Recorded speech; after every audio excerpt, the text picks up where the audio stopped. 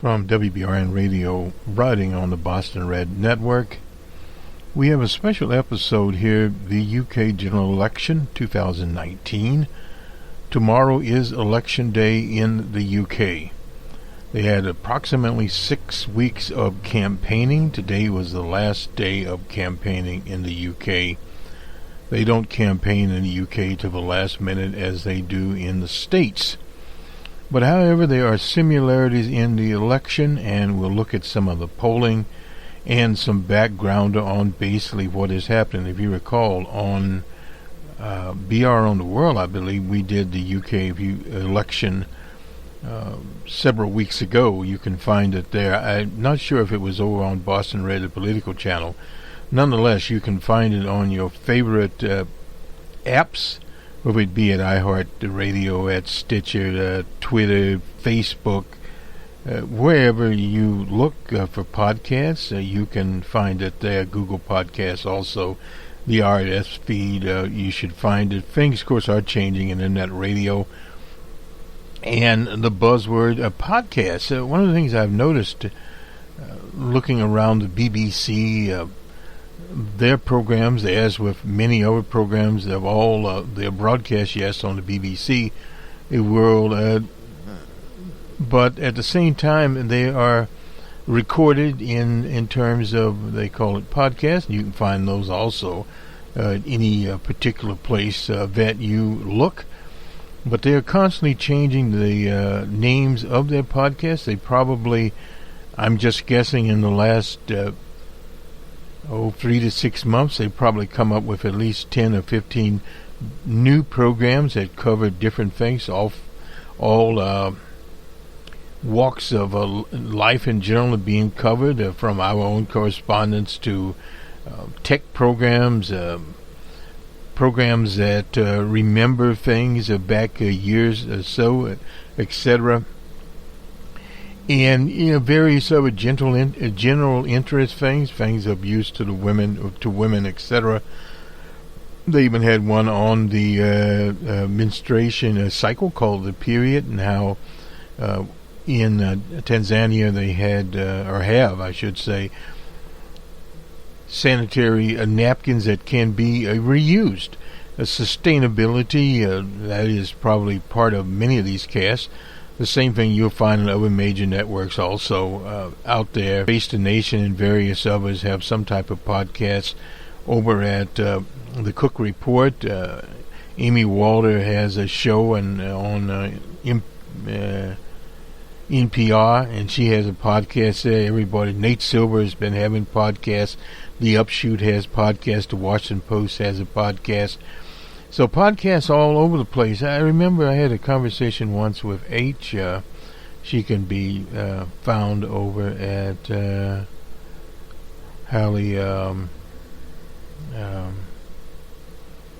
whatever there. Anyway, Castor Jane. I get it right in a minute there. I usually listen to her. I've been listening in a while there. I've been, of course, busy. But anyway, nonetheless, talking about just the sheer number of podcasts coming out here, and between the others. So, there's thousands, if not hundreds of thousands there. Some update their content on a weekly basis, some a few times a week, some virtually every month. It just depends. It's not as easy as one would think. So we go with the UK elections here. We'll talk about basically where the polls are. Now, the polls in the UK are a little bit different, and we'll just look at some things. I'm relying on the BBC here. I have not modeled these or used even our slide rule model, which is a little model that we bring out. Anyway, Nick Bowles, a former Conservative MP, does off, and a polling choice between a compulsive lie. He's talking about the Prime Minister Boris Johnson, and he calls totalitarian. I'm not sure how he gets that, calling the Labour Party candidate a totalitarian. But Jeremy Corbyn, he's been treated in the press in the UK similar to the way Bernie Sanders is being treated. There was a nice little article on Facebook by Emma Young, the Chicago ad lady, talking about how the monopoly media in the U.S. have frozen Bernie out. Have you noticed many of the stories out Iowa and New Hampshire, they always mention Bernie last. And in many of those states, he's in second place, third place, and sometimes second place. And when he's in first place, in such things as happened in California, they generally speaking don't mention it. So there are perceptions here, and they're trying to get to perception there. That is kind of I won't use Bill Clinton's word triangulate, but there's a certain sort of triangulation between the British elections in a program we talked about the U.S. elections and the UK elections. If you go back to Margaret Thatcher, the Iron Lady, she was a precursor to Reagan in this country. Her particular brand of politics, it had populism in it, but you can hardly not put her as a Boris Johnson or a DJ Trump. But again, very tough stance towards the miners' union. She was able to break the miners, causing all kinds of pain and suffering. Had an austerity program, balanced it on the working class in the UK. And this is one of the odd things you see. The same thing happened in the U.S. with Reagan. Reagan had a lot of populism there, went to Pittsburgh, Mississippi, where the civil rights workers, and he got the term workers, were brutally murdered. That's where he kicked off his campaign and ran a Southern strategy much more blunt than what Tricky Dicky had run back in 1968. In all sorts of code word busing, talked about welfare queens that didn't exist in Chicago. That was basically the type of campaign that he ran against Walter Mondale. And Walter Mondale, of course, had been Jimmy Carter's vice president. Now, that was in the 1984 election. Go back, he actually ran against Jimmy Carter. The election in the Electoral College wasn't as close, but the popular vote was fairly close, and there was a third-party candidate in 1980, a man by the name of John Anderson, who is still around, I think, in his 90s, out of Illinois, a so-called moderate Republican. They did exist in those days. And he ran as an independent. And of course, he was able to get votes. We don't know if Walter would have got, Mondale would have got those votes, or they would have been Reagan votes, or whatever. But there was that situation there, and Reagan had even been a former union type, head of the Screen Actors Guild, and at the time, the late James Garner was the vice chair of the Guild, and basically done most of the money, most of the work. As he said, Ronnie was a little, had problems with the detail of the operation. But he was able, Reagan, to portray himself as a leader situation. Whereas if you go forward to this character Trump, his recent book out about Trump and his generals, just a general chaos there for the most point. Even when you get a chaotic situation, this idea, he said, well, we're not going to have these wars, withdrawing troops, shifting troops around. When the German Chancellor Angela Merkel showed up, Trump gave her a statement of 2%, that's the NATO pledge, on military. Now, that's not to NATO, but the whole military situation. She said, well, it just doesn't work that way. And Dr. Merkel, of course, obviously being a scientist and having a PhD, was taken aback. She'd not met any character like that, but basically, according to one commentator, he was handing her a rental bill, because he'd been in the real estate business, had the consciousness of a slumlord that had elevated up from Queens to New York. But again, that is one of those situations that you get into when you get these characters into office. And Trump, of course, had been a champion conspiracy theory type. His whole operation was denigrate President Obama, first claiming he wasn't born here, and then he claimed that the election itself wasn't legitimate. That went on and on and on. So he indebted himself to a co-audience of conspiracy theorists. Same thing with Boris Johnson and this Brexit thing. So let's just get it done. Well, to some people, the simplistic thing, get Brexit done. But the problem is, at the end of January, if they leave, whether or not it's a hard Brexit or a regular Brexit, it'll take about a year to finally finish the negotiation up. And the Irish Republic and the Northern Ireland, the province there, are literally going to have a line down the sea, the Irish Sea. So there's going to be border contrivances there and various other things are happening. And where do they go? Well, a lot of things have not been negotiated, including food and the sheer cost of products coming from the EU. And even if there is eventually an American trade agreement there, that will not save the EU. They will lose billions of pounds on this scheme. And it is a scheme.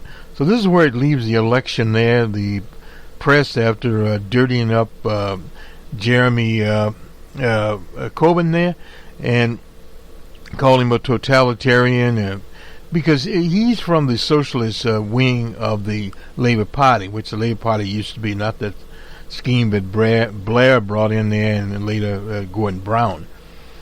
But those people are forgotten, and the politic has moved to the right, and many can say that particularly Tony Blair was one that set up that ecosystem. He was actually elected the prime minister and that set again this interesting triangulations thing with Bill Clinton. Of course, Bill Clinton ran in an election against George H.W. Bush, and there were 3 people in there, and of course the election victory was announced by the late H. Ross Perot in Dallas, Texas.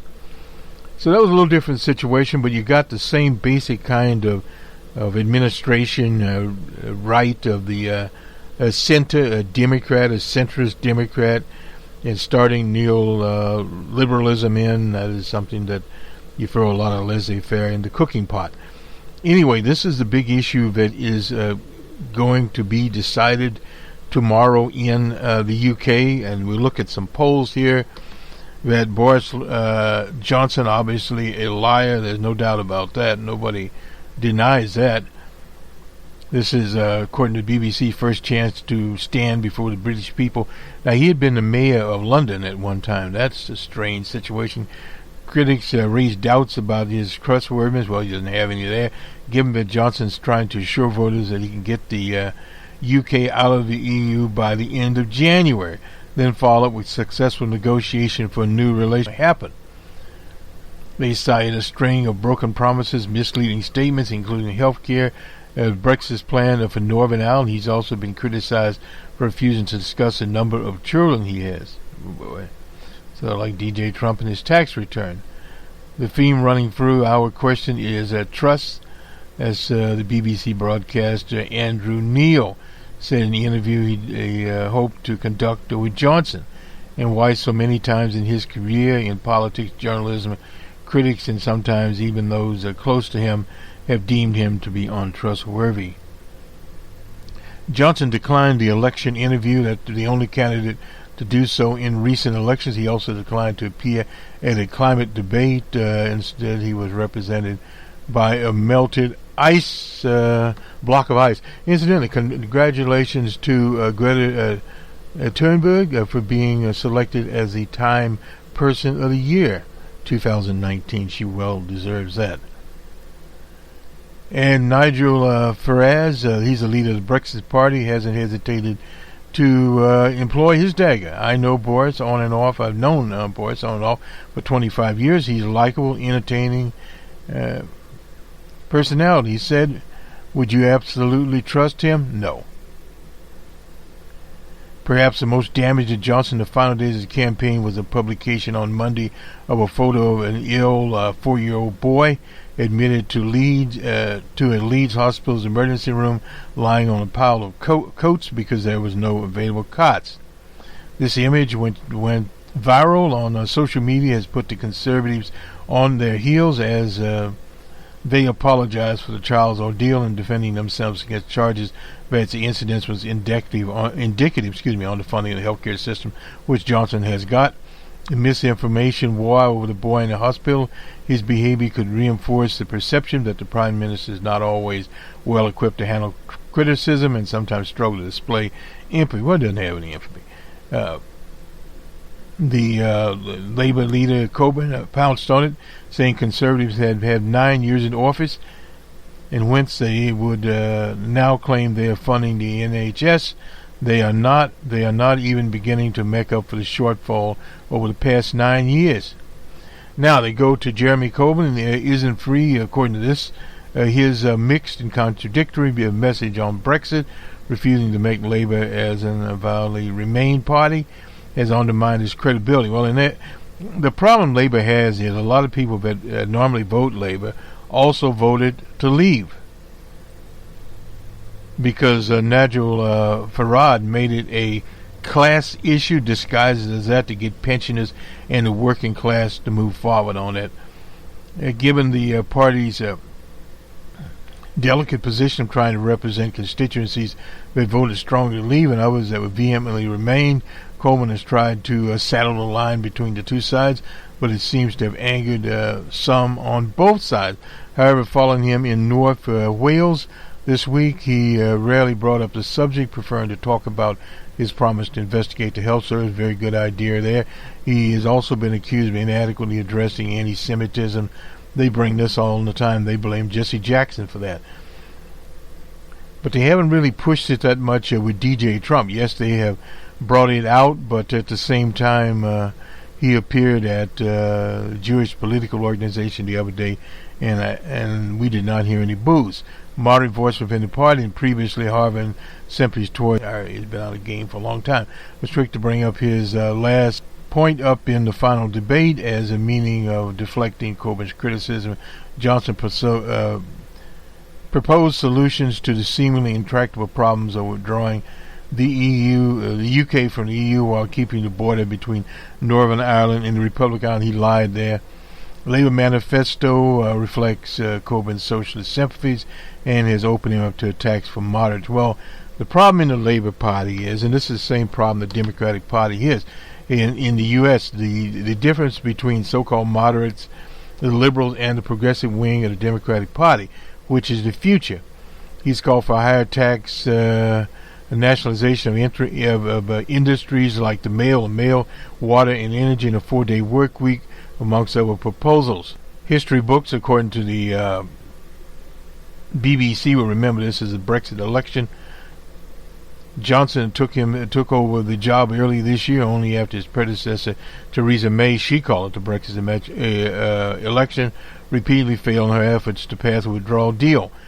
Because of this, the Conservatives are campaigning on "Get Brexit Done" slogan, an effort to pry away dozens of long-time Labour constituencies that voted leave, and that is their situation there. More than that, however, Johnson's campaign is centered on his desire to win a working Conservative majority in the Parliament for the first time. That would be since 2017. Everything he says hinges on that. Brexit, new trade deal with the EU, and US, a tax cut, increased spending for the national health care and education. He's lying there. DJ Trump is largely unpopular with the Mayor of London, Mr. Khan. Intemperate tweets about UK politics, so forth.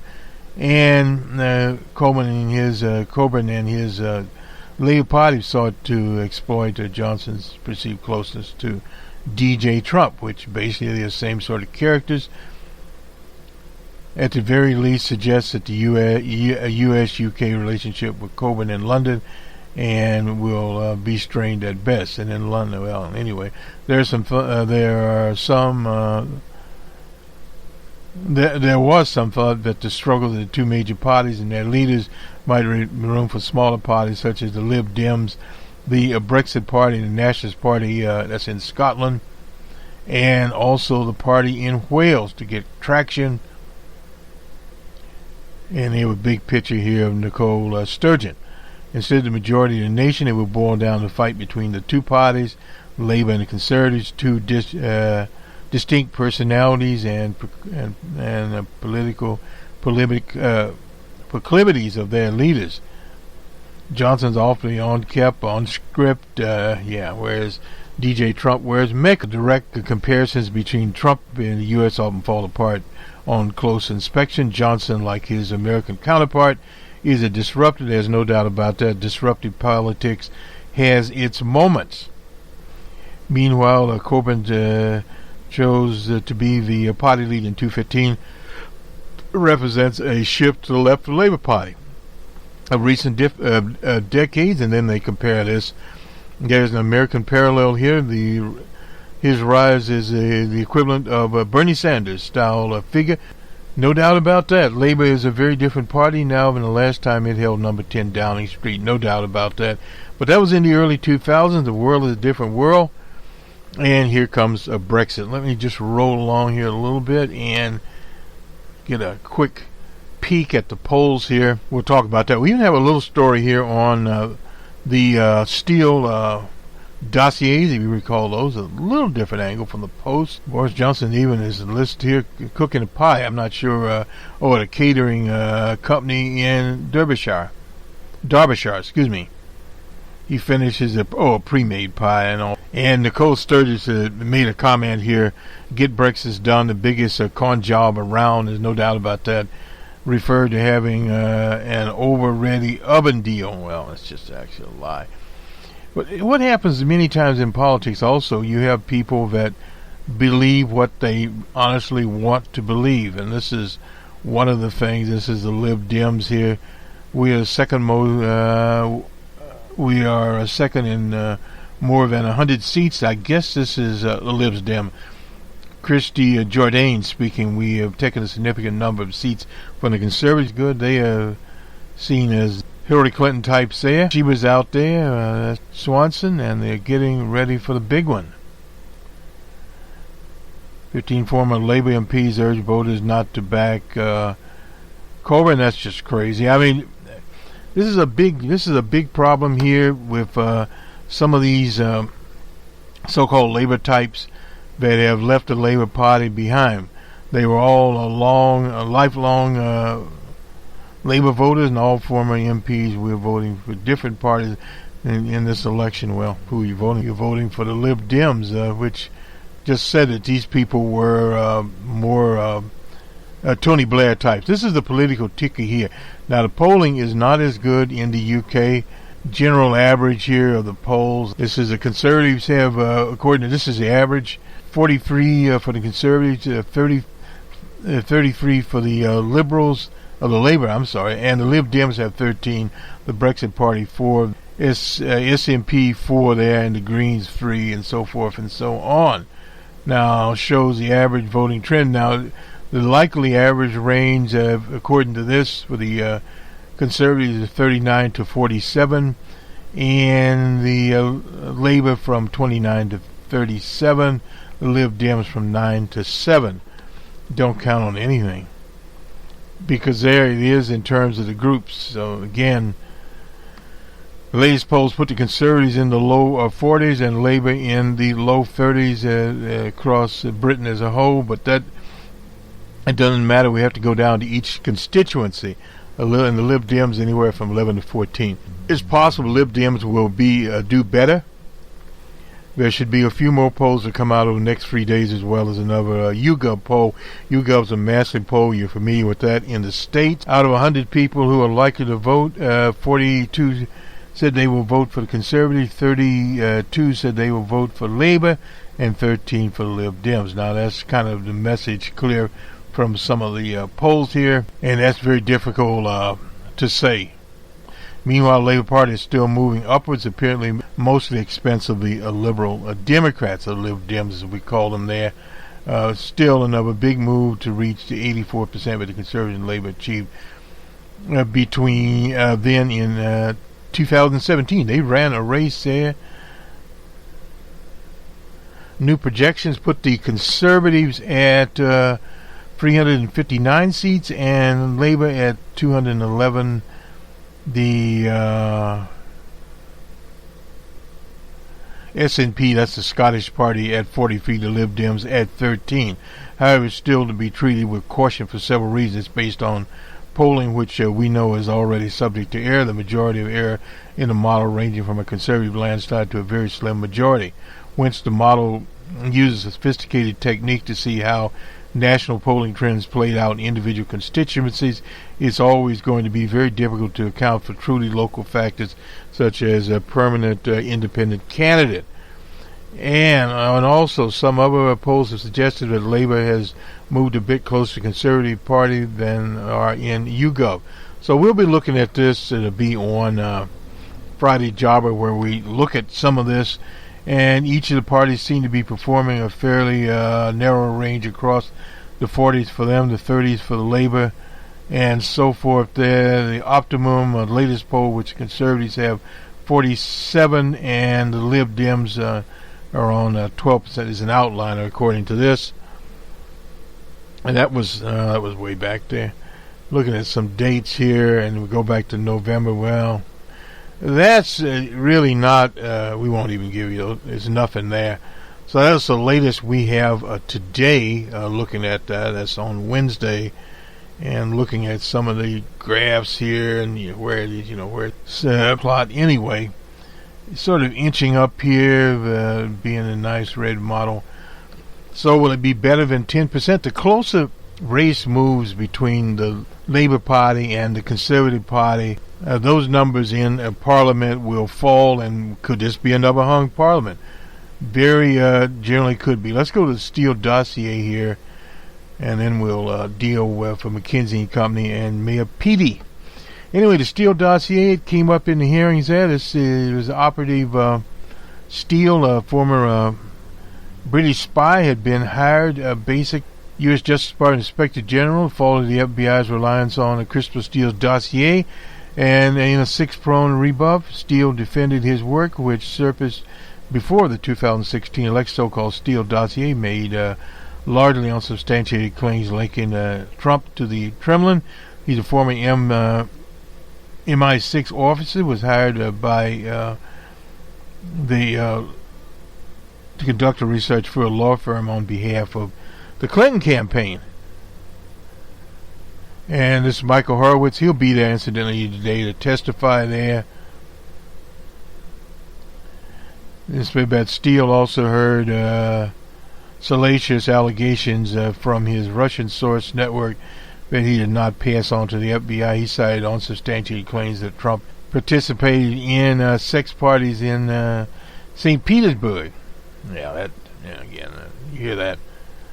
And lengthy statements issued through his lawyers. Steele accused the Inspector General of making serious errors. It maintains that key claims in his dossier had been collaborated by other than this Dr. Carter Page.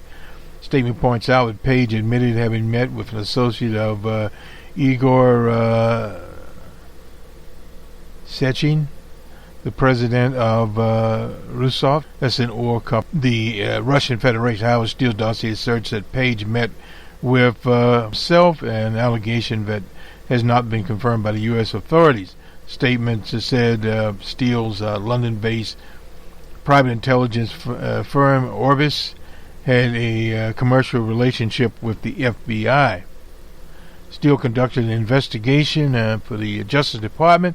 The watchdog noted Mr. Steele stated, if anything, he was favorably disposed towards the Trump family. Now, this is something I've not seen before. He began his research because he had visited Trump family members at Trump Tower and been friendly with that person for some years. He describes his relationship as personal. According to the Inspector General, the family has been identified by the U.S. media as Trump's eldest daughter, Ivanka. And there's a nice picture of Ivanka Trump. Deal. What else did we learn from recently about the dossier? The former Dr. Philona Hill testified there's a chance Steele to receive false information from the Russians. It's very likely the Russians planted disinformation there. Operatives from Fusion GPS, that's a Washington-based research firm that hired Steele to compile the dossier, have written a new book about the affair. They write that many of the allegations in the dossier have been bored out. Now, what is verified or unsubstantiated in the report, Mueller did not establish that Trump was in collusion with the Russians, as the dossier maintains. The dossier detailed allegation between a Russian official and ex-Trump lawyer in Prague, Michael Cohen, who's in jail now.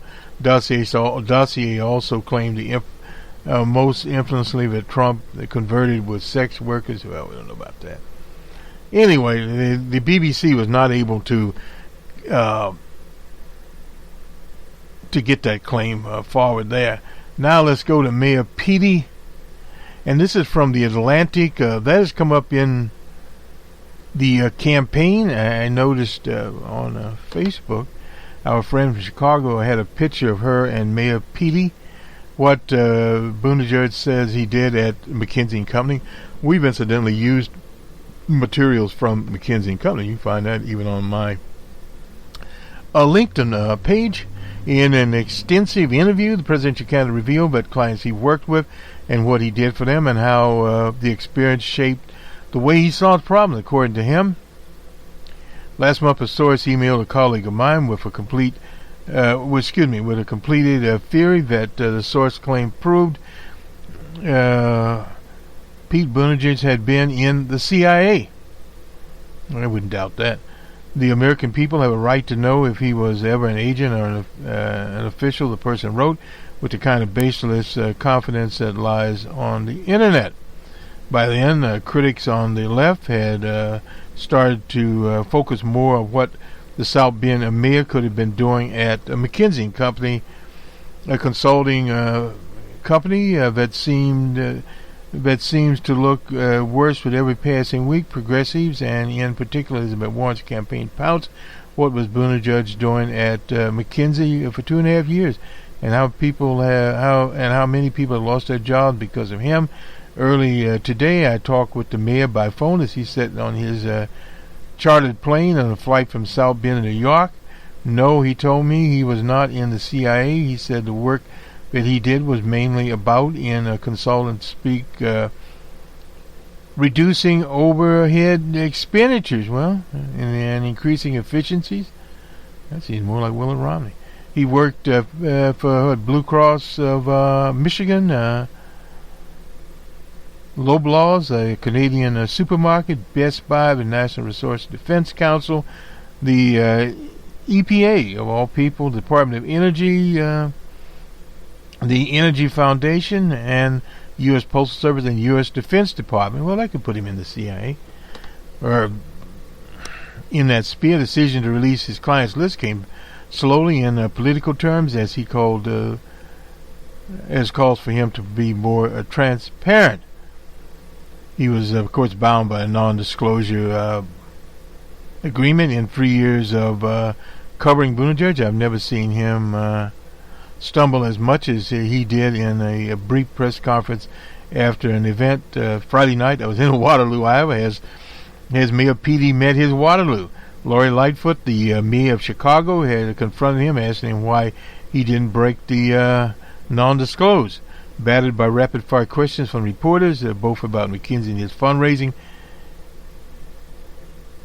he occurred and unrepentant, coming across as squirmy, if not downright suspicious. The Daily Show a few days later, Trevor Noah compared him to a teenager pretending he'd done his homework and then getting mad while trying to hide the evidence he didn't have. Realizing his position was untenable, he asked McKinsey to release him. The campaign announced that he would be published on a list there at 6:30 p.m. He said he was disappointed in some of the work the company had done since I left. Well, perhaps before he came, too. There are at least 4 cases that I think where someone at McKinsey had done something upsetting by releasing names of his clients, and you'd bet the reporters like little busy bees would be all over that.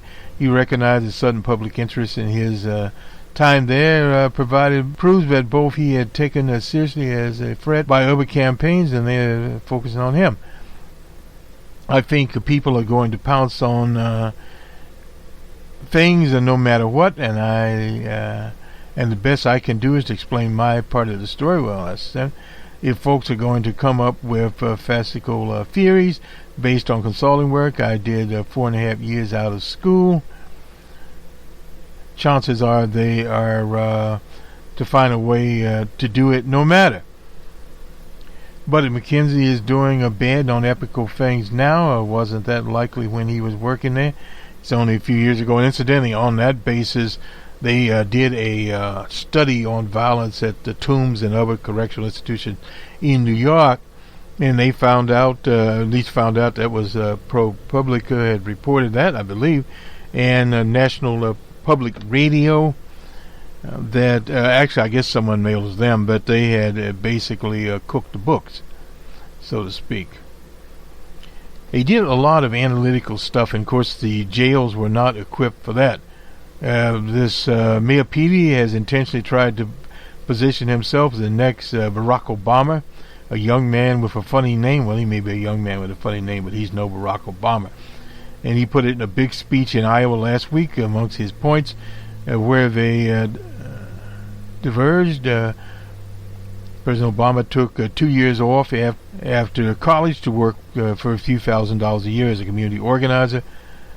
Mayor Petey came back as a from Oxford, a Rhodes Scholar, and could have almost found any job he chose. He chose McKinsey & Company, and working out of a Chicago office a few miles from where Obama had been knocking doors to fight for issues like tenants' rights. His critics going to work for McKinsey at all says something about what the mayor's value is. No doubt about that one. Well, I chose to work in the private sector. Well, hey, that's all right. There's no big deal about that. President Obama did not. Most Americans work in the private sector, and I think the experience I got there, DJ Trump would say the same thing, is probably a good idea that you have a little bit professional experience looking at the balance sheet or knowing what an income statement is. Well, yeah, okay. And I was looking for a place where I could learn as much as I could by working on interesting problems and challenges in the private sector. Well, the judge points out that after living off his savings from McKinsey for his first 2 runs for office, he spent himself into credit card debt by the time he was elected mayor. That was in 2011. What's that, 8 years ago? He noted, as often does, that he is only one of 4 current running for office whose net worth's under $1 million. Wonder how did he finally make his money? Anyway, he said mostly screen and paper, database, PowerPoint presentations. Rarely did he interact with workers of clients that he was advising. He said that while working with the Blue Cross Blue Shield of Michigan, he remembers going along with a manager to a few meetings with people on the staff, but he couldn't remember any meetings and on his own. Well, that's probably he was new to the game. Because Blue Cross and Blue Shield has been his first assignment, he said he had been even more removed. So he was just there running the power press machine, I guess. Said he had been moved off the project after 3 months in 2007. That was around Barack Obama was running for president. I don't know what the conclusions were, and he didn't look, I guess. But he worked out well for him. The next assignment was a 6-month stint in Toronto. That was the supermarket, I guess.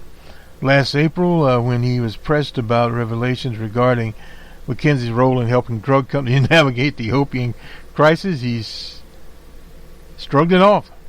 His consulting work to LA Times by saying, my specialty was grocery pricing. And also worked on renewable energy. Well, he did, I suppose. It's a bit silly to talk about specificity at all in a career that lasted 2 years, he conceded. He added with a sprinkle of self-awareness, to the extent that I was uniquely qualified on something, it was definitely Canadian grocery pricing. At Loblaw, the project there, and he said he made sure people knew he was interested in foreign policy and had studied Arabic in a college and Department of Defense. He was studying economic development in Afghanistan. There is none there in Iraq. Very little. He was given an assignment, though he acknowledges nothing in his career made him particularly suited for the gig. Well, they just threw him in there, I suppose. In Iraq, it had to do with state-owned enterprises and business norms because it was a quasi-socialist system over there. He told me in Afghanistan he knew how to do business, but then there was a lot of trouble scaling it. I imagine so. Over time, he is massaged how he talks about McKinsey. In 2010, when he was running for the Indiana Treasury, he made it to time as a consultant, sent his pitch During his presidential run, the optics of McKinsey has changed. He actively tries to push the experience to the margins. In an interview conducted in October, he said that McKinsey, he spent more time in two areas. One was energy, lots of time doing the math around the economics and business side of climate change. Copenhagen. Well, he's not going to get the Time Person of the Year. Greta Thunberg's already got that. The only other project around the world he worked on were in Toronto and in Afghanistan with supermarkets. Buying and selling energy-efficient home projects, or working on a report for several government agencies entitled Unlocking Energy Efficiency in the U.S. Economy. What the press has that's something to read. And anyway, he'll get more of this. And also supporting nothing here comes anywhere close to supporting the conspiracy theory that's circulated about Buttigieg's McKinsey work, some of which like the one that Mr. Rogers was actually an expert sniper in Vietnam. If anything, what Buttigieg McKinsey experience mainly revealed is how young Buttigieg is. While he was on a contract in Iraq, his first job out of school, Joe Biden was already vice president working on the American withdrawal from Afghanistan. Elizabeth Warren, of course, was working on the Consumer Protection Agency. And Bernie Sanders is working on community health centers for the Affordable Care Act. They've been in the game longer. And let me finish this up. And they go on the site here. Elizabeth Warren was on Harvard, and they used McKinsey and Company. That is not unusual. Anyway, by releasing a comprehensive and intentional dismantling of the racist structure system, what he called the Douglas Plan, as though it were deliverable for a consulting client. His campaign structure, likewise, is a collection of some of the best operatives in politics. That is the men and women from Facebook. Likewise, a collection of building what they believe would be a much more efficient and successful structure for a presidential campaign. And that's what began to tackle the problem of attracting African American voters. Followers of O.J. Simpson, he could forget it. I think it's incomplete. It's part of how I come to things. I started out as a humanities guy. Part of that growth I went through as me. How often the narrative and symbolic things and cultural things are as important as anything you measure or count. In some ways, he's a bean counter. But so it's part of it. It's part of how I think about dealing with data and systems, tackling big and complicated problems. But it is far more. It is far from all. There's a way I approach the world. So that is Mr. Petey, and I'm just running out of time here. Anyway, the episode on the UK 2019 election, which is tomorrow. If you're in the UK listening to our voice, go vote, please. This is Boston Red in the in the Jerry Pippen Memorial Broadcast booth. Ooh, don't want to get that one wrong.